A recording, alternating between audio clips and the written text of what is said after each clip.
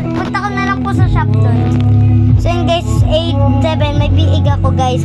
So kapag nakakuha ko queen bee, ipapamigay ko sa inyo to. Ayan. Ayan, nasa dulo. Lang, ayan. Yang peacock, basta yan.